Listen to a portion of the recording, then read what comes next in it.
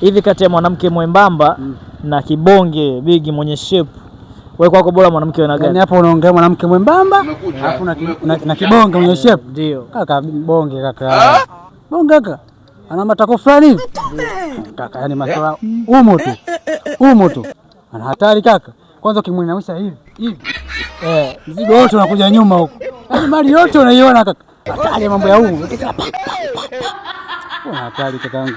Kuna hivi kwanza kukuuliza. Wewe ushakupiga kweli au unaniuliza tu maswali mengine? Nataka nichukue kodi kwako. Nichukue kodi? Fanya mazingira yote kaka, tafuta mwanamke bonge. Alafu utaniambia. Kweli? Unachelewa wapi kakaangu? Wala mambo kwanza. Kwanza wanajua mahaba kwanza wale. Hiyo unajua kwa sababu gani? Kwa kwanza wanajiona kama wana mapungufu wenyewe mabonge. Unajua wanawake wa mjini wengine wanajifanya wana kama vidogo vidogo hivi.